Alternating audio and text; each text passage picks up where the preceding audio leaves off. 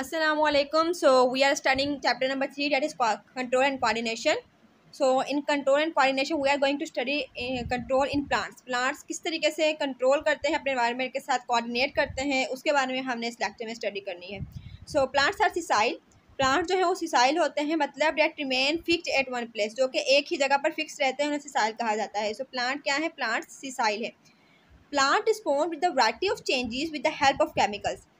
Plant जो है वो किसी एक चेंजेस को रिस्पॉन्ड नहीं करते, बल्कि कई किस्म के चेंजेस जो है वो एनवायरनमेंट के अंदर आते हैं जिसको प्लांट रिस्पॉन्ड करते हैं. और वो रिस्पॉन्ड किससे करते हैं? With the help of chemicals. Chemicals के हेल्प से प्लांट जो है वो वैराइटीज ऑफ चेंजेस को रिस्पॉन्ड करते हैं. सो इसका मतलब ये हुआ कि प्लांट्स के अंदर कौन सा कंट्रोल पाया जाता है? प्लांट्स के अंदर केमिकल कंट्रोल पाया जाता है, क्योंकि वो चेंजेस को रिस्पॉन्ड जो है वो केमिकल के थ्रू करते हैं. So plants have chemical control. अब केमिकल कंट्रोल है तो इट मीन्स इसके अंदर हार्मोन्स प्रेजेंट होंगे. तो प्लांट हार्मोन्स कौन से हैं जो रिस्पॉन्ड करते हैं डिफरेंट चेंजेस को, उसके बारे में स्टडी करते हैं. So plant hormones, chemicals that regulate the activities of the body. वो केमिकल्स जो बॉडी की एक्टिविटी को रेगुलेट करते हैं उन्हें कहा जाता है plant hormones. Plant hormones are also called phyto hormones, क्योंकि फाइटो का मतलब होता है प्लांट. सो प्लांट हार्मोन्स को फाइटो हार्मोन्स भी कहा जाता है. Plant hormones control and coordinate the plant respond like. अब प्लांट हार्मोन्स कंट्रोल और कोऑर्डिनेट करके प्लांट किस तरीके से रिस्पॉन्स करते हैं, वो रिस्पॉन्स कौन कौन से हैं? वो है growth and metabolism and movement. So अब हम पढ़ते हैं कि बायोलॉजिकल क्लॉक क्या है. An independent time marring system during which organisms regulate their activities. ये जो है एक टाइम मैरिंग सिस्टम है जिसके दौरान में जितने भी ऑर्गेनिजम्स होते हैं वो अपनी एक्टिविटीज़ को रेगुलेट करते हैं. इसके साथ साथ जिसके अंदर इन्वॉल्व है वो है बायोलॉजिकल रिदम, जिसे बायो रिदम भी कहा जाता है. ऑर्गेनिजम्स रेगुलेट देयर बायोलॉजिकल और behavioural activities at regular intervals called biorhythm. Organism जितने भी हैं वो अपने बायोलॉजिकल और बिहेवियरल एक्टिविटीज़ को रेगुलेट करते हैं इंटरवल्स यानी वक्फे के साथ. अब वो इंटरवल क्या कहलाता है? वो वक्फा कहलाता है, वो इंटरवल कहलाता है बायोरिदम. अब बायोलॉजिकल और बिहेवियरल एक्टिविटीज़ कौन सी होती है? बायोलॉजिकल एक्टिविटीज़ वही केमिकली एक्टिविटीज़ या वही एक्टिविटीज़ जो सेल के अंदर होती है उसे बायोलॉजिकल एक्टिविटीज़ कहा जाता है. और बिहेवियरल एक्टिविटीज़ जो उनके बिहेवियर के अंदर आता है, उनके एनवायरनमेंट के अंदर आता है, उन सब एक्टिविटीज़ के दरमियान में जो इंटरवल्स आता है उसे बायोरिदम्स कहा जाता है. इसके एग्जाम्पल के अंदर आता है नाइटेरियन, जो कि डेली जो है वो कोई ना कोई रिदम जो है मतलब कोई ना कोई इंटरवल उनके अंदर ज़रूर होता है. Biorhythm occur at the frequency of 24 hours. जो बायोरिदम है वो 24 आवर्स की फ्रीक्वेंसी के ऊपर अक्कर होता है. सो अब हमने जाना बायोलॉजिकल क्लॉक और बायोरिदम के बारे में. अब आगे हम इसके आगे टाइप्स के बारे में जानते हैं. बायोरिदम्स की 2 टाइप्स है, exogenous rhythms and endogenous rhythms. Exogenous rhythms कौन सा रिदम है? Control by external changes such as light and dark. ये जो है एक्सटर्नल चेंजेस को कंट्रोल करता है. एक्सटर्नल चेंजेस से क्या हो सके? रोशनी हो गई या अंधेरा हो गया. प्लांट किस तरीके से रोशनी के अंदर रिस्पॉन्स करते हैं, लाइट के अंदर रिस्पॉन्स करते हैं, और किस तरीके से डार्क के अंदर रिस्पॉन्स करते हैं, उस रिदम को एक्सोजीनियस रिदम कहा जाता है. अब जो सेकंड है वो है endogenous rhythms, controlled by biochemical और physiochemical changes within the body. अब ये जो है केमिकली कंट्रोल किया जाता है. अब वो केमिकल, बायोकेमिकल या फिजियोकेमिकल चेंजेस जितने भी हैं उसको जो बॉडी कंट्रोल करती है उस रिदम को एंडोजीनियस रिदम कहा जाता है, जो कि किसके जरिए कंट्रोल किया जाता है? बायोकेमिकल और फिजियोकेमिकल चेंजेस को बॉडी के साथ. ठीक है, अब पढ़ते हैं फोटो पीरियडिज्म के बारे में. फोटो की मीन्स होती है लाइट, जो कि पीरियडिज्म का मतलब है टाइम ड्यूरेशन.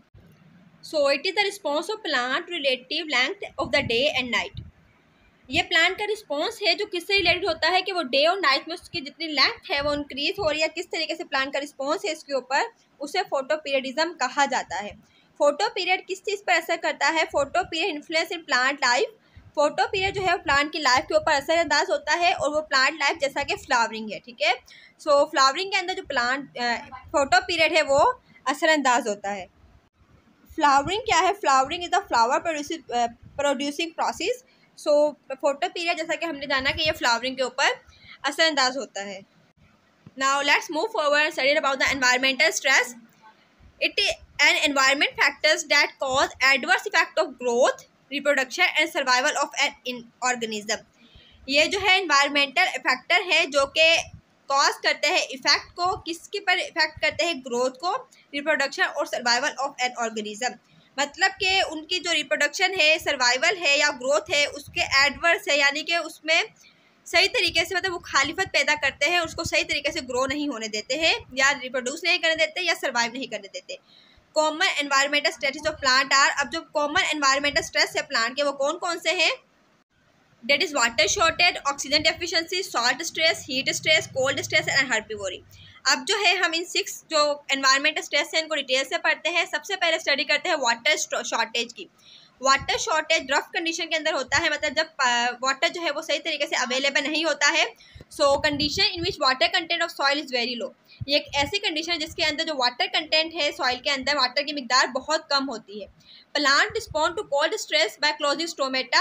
अब प्लांट इससे बचने के लिए क्या करते हैं? कोल्ड स्ट्रेस को रिस्पॉन्स करते हैं, जिसके अंदर स्टोमेटा को क्लोज कर लेते हैं। Closing stomata to produce transpiration producing abscisic acid that help stomata close. अब जो है क्या करते हैं, ये एबिसिक एसिड जो है वो प्रोड्यूस करते हैं, जो कि स्टोमेटा को क्लोज करने में हेल्प करते हैं। अब स्टोमेटा क्लोज होंगे तो ट्रांसपायरेशन का प्रोसेस नहीं होगा, तो इससे क्या होगा कि प्लांट जो है वो ड्रफ कंडीशन के अंदर सर्वाइव करने की कोशिश करते हैं। इसके साथ साथ डेवलप करते हैं डीप रूट्स को। अब जब डीप रूट डेवलप हो जाएंगी तो डीपली ये जो सॉइल से वाटर को एब्जॉर्ब कर सकेंगे, तो इस तरीके से भी वाटर शॉर्टेज में सर्वाइव करने की कोशिश करते हैं। The second one is oxygen deficiency. Plant respond to oxygen deficiency by developing aerial roots. Plant जो है वो एरियल रूट को डेवलप करते हैं, जिससे वो ऑक्सीजन डेफिशिएंसी को रिस्पॉन्ड करते हैं। एरियल रूट्स में ये एबिलिटी होती है कि वो ऑक्सीजन को एनवायरनमेंट से एब्जॉर्ब कर सकते हैं। तो ऑक्सीजन डेफिशिएंसी को ये एरियल रूट को डेवलप करके इसको इस तरीके से रिस्पॉन्ड करते हैं और ऑक्सीजन डेफिशिएंसी में एरियल रूट्स के थ्रू सर्वाइव करते हैं। अब इसके बाद जो थर्ड वन है वो है सॉल्ट स्ट्रेस। सॉल्ट स्ट्रेस क्या है? High salt stress plant by lowering the water potential of soil that cause exosmosis. अब हाई सॉल्ट स्ट्रेस से प्लांट किस तरीके से प्रोटेक्ट करते हैं? By lowering the water potential, जिसके अंदर वाटर पोटेंशियल को कम कर देते हैं सॉइल की। अब जब वाटर पोटेंशियल सॉइल की कम हो जाएगी तो वो एक्सोस्मोसिस का प्रोसेस करेगी, जिससे के जरिए क्या होगा, वाटर जो है वो रिमूव होगा। तो इससे हाई क्वांटिटी के अंदर सॉल्ट प्रेजेंट होगा वो प्लांट सेल से रिमूव हो जाता है। Plants specially halophytes have salt glands where dealiation occur. जितने भी प्लांट है उसके अंदर क्या प्रेजेंट होता है, खास तौर पर जितने हेलोफाइट्स हैं उनके अंदर सॉल्ट ग्लैंड्स प्रेजेंट होता है, जहाँ पर डीएलिएशन का प्रोसेस होता है, जहाँ से एक्स्ट्रा सॉल्ट जो है वो बॉडी से रिमूव हो जाता है। Plant except halophytes can not survive in salt stress for long time. Halophytes के अलावा कोई और प्लांट्स इसके अंदर लंबे टाइम तक सर्वाइव नहीं कर सकता है सॉल्ट स्ट्रेस में। अब उसके बाद जो है वो है heat stress. High heat kill the plant by denaturing it's enzyme and denaturing it's metabolism. High heat जो है प्लांट के डीनेचर कर देती है एंजाइम्स को और इसके मेटाबॉलिज्म को, मतलब कि एंजाइम्स और मेटाबॉलिज्म अपना प्रोसेस ठीक से नहीं कर सकते हैं। Plant respond to heat stress by, अब प्लांट हीट स्ट्रेस को किस तरीके से रिस्पॉन्ड करते हैं? वो दो प्रोसेस के जरिए करते हैं। अब जो पहला प्रोसेस है वो है transpiration, that is cooling effect, जिससे प्लांट जो है वो कूल डाउन होता है। The second one is at 40 degree Celsius or above, plant produce heat shock proteins that prevent enzyme from denaturing. जब 40 डिग्री सेल्सियस से अबव टेम्परेचर होता है तो प्लांट जो है हीट शॉक प्रोटीन प्रोड्यूस करते हैं, जो कि एंजाइम को डीनेचरिंग होने से बचा लेते हैं। In previous lecture we have studied that heat shock protein एक स्पेशल किस्म के प्रोटीन है जो कि हीट में सर्वाइव करने के लिए प्लांट्स के लिए प्रोड्यूस होते हैं। अब नंबर 5 जो है वो है कोल्ड स्ट्रेस, मतलब लो टेम्परेचर के अंदर प्लांट किस तरीके से सर्वाइव करते हैं। So when temperature fast changes in the fluidity of cell membrane, जब टेम्परेचर कम हो जाता है वो सेल की फ्लूइडिटी पर असरअंदाज होता है। Fluidity of cell membrane, cell membrane के अंदर जो फ्लूइडिटी होती है उसके ऊपर कोल्ड स्ट्रेस बहुत ज़्यादा असरअंदाज होता है, मतलब के low temperature. So plant response to cold stress by altering the lipids composition of membrane. Plant respond किस तरीके से करते हैं कोल्ड स्ट्रेस को? Altering the lipid composition of membrane, जो कि लिपिड कॉम्पोजिशन है मेम्ब्रेन की उसको अल्टर कर देते हैं, उसको चेंज कर देते हैं। Plant accumulate unsaturated fatty acid in cytosol. Cytosol के अंदर प्लांट क्या करते हैं? अनसैचुरेटेड फैटी एसिड को एक्यूमुलेट कर लेते हैं, जमा कर लेते हैं। That prevent ice crystal formation in the cytosol, जो कि साइटोसोल के अंदर आइस क्रिस्टल की फॉर्मेशन नहीं होने देती है। तो इस तरीके से वो कोल्ड स्ट्रेस से भी सर्वाइव करने की कोशिश करते हैं। अब इसके बाद जो नंबर 6 है वो है रिस्पॉन्ड टू हर्बीवोरी। हर्बीवोरी क्या है? Eating up of plants by herbivores animals. Herbivores वो एनिमल्स होते हैं जो कि प्लांट्स वगैरह को ईट करते हैं। सो हर्बीवोरी वो प्रोसेस है जिसके ज़रिए प्लांट्स को ईट किया जाता है हर्बीवोर्स एनिमल्स के ज़रिए। सो अब प्लांट जो है हर्बीवोरी से किस तरीके से खुद को रिस्पॉन्स करते हैं? Development of thorns. थॉर्न्स मतलब एक जो है इसके अंदर कांटे नुमा एक स्पाइक जो है वो इसके ऊपर ग्रो होता है, उसके डेवलपमेंट से हर्बीवोरी से बचते हैं। और जिसके बाद सेकंड है वो है प्रोडक्शन ऑफ डिसटेस्टफुल और हार्मफुल सब्सटेंसेस। ये जो है ऐसे सब्सटेंस प्रोड्यूस करते हैं जिसके अंदर जितने भी प्लांट्स होते हैं वो डिसटेस्ट हो जाते हैं, उसके अंदर कोई टेस्ट बाकी नहीं रहता। उसके साथ साथ हार्मफुल सब्सटेंस प्रोड्यूस करते हैं जिसके ज़रिए वो हर्बीवोर से बच जाते हैं। तो यहाँ तक हमने जाना एनवायरमेंटल स्ट्रेस के बारे में, किस तरीके से एनवायरमेंटल स्ट्रेस प्लांट के ऊपर होता है और किस किस प्रोसेस के थ्रू वो उससे सर्वाइव कर लेते हैं। अब इसके बाद हम स्टडी करते हैं डिफेंस अगेंस्ट पैथोजिन। पैथोजिन के अगेंस्ट प्लांट किस तरीके से रिस्पॉन्ड करते हैं। Plants are expose to pathogen like bacteria, virus और फंजाई दैट कॉज डिजीज।